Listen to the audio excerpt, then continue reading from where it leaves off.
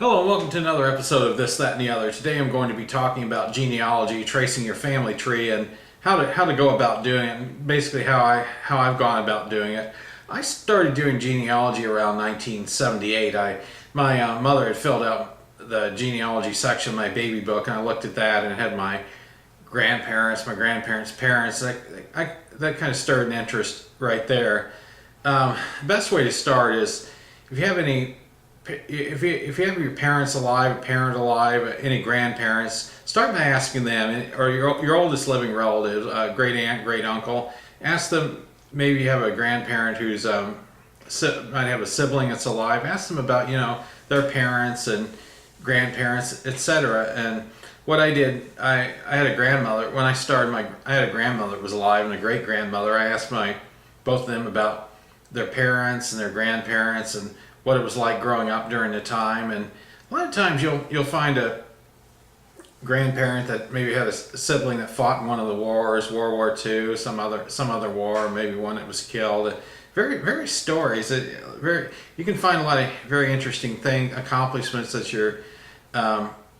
some of your ancestors did. You might find some unpleasant things too, but remember this: you find one unpleasant thing, there may be a lot of other pleasant things that other ancestors did as well.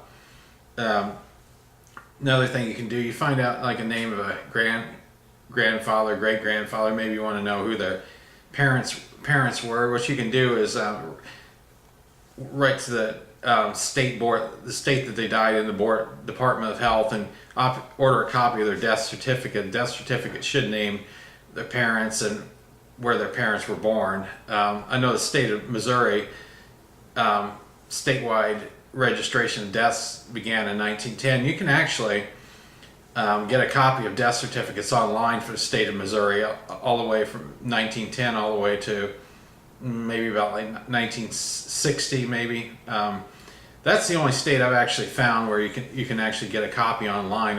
Any other state you have to write to the Department of Health to get a copy. And if it's more recent than 50 years, you may have to send some kind of information on your relationships with the person in order to get a copy of a death certificate. But those are very helpful. If you're lucky, maybe somebody's published a book on your family name that would have some interesting genealogical information. Remember, some of the information may not be correct. You have to do other further research sometimes to authenticate what they wrote. Another good way to get information is census record. If you have like an ancestor that that existed before 1910 or whatever statewide registration existed on like death certificates or birth certificates, you want to know who their parents were. You could look at the information of where they came from and look at census, and it'll list like the head of the household, the wife's name, and sometimes you can find a person's parents through the census records. Those are available now from Ancestry.com. You can get those online. I used to have to actually go to the National Archives in Washington D.C. and go look at the census, at the microfilm of the census records to get information.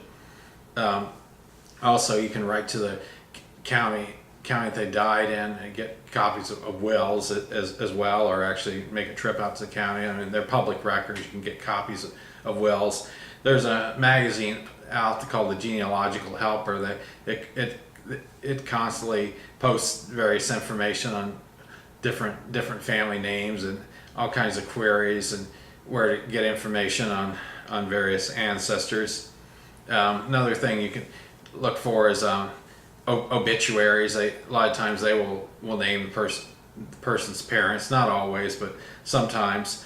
As far as the internet goes, there's Ancestry.com, which you have to pay a fee to use. You can use it for free for maybe 7 days, 14 days, something like that. But they want you to give a credit card number online or a debit card number, which I don't do. I don't believe in doing that. And it's up to the individual whether they want to do something like that. But one is free.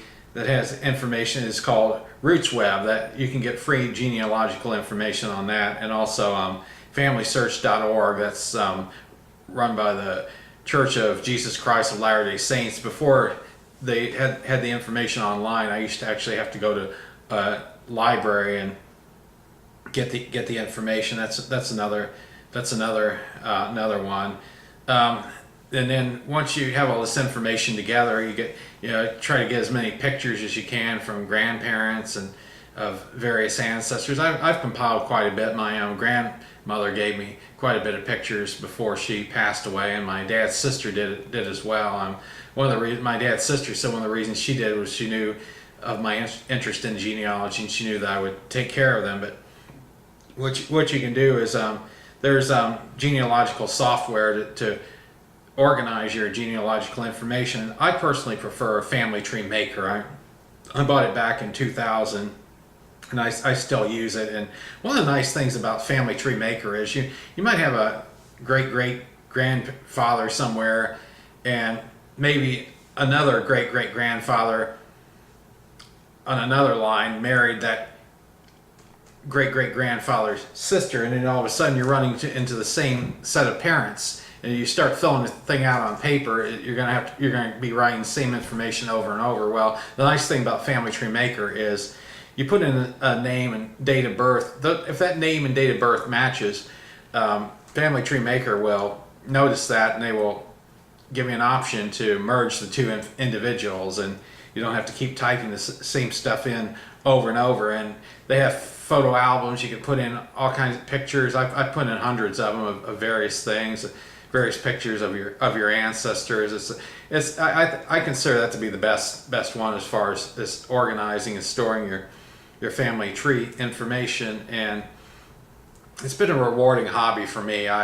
It helps keep me in touch with who I am. I've seen pictures of some ancestors, and I resemble some of them, and some of the things they were interested in, I'm interested in too. I've seen quite a few ancestors on my mother's side that were interested in carpentry, and that went down through the generations. I mean, that didn't pass on to me, but it passed on to a lot of other younger generations on my mother's side of the family.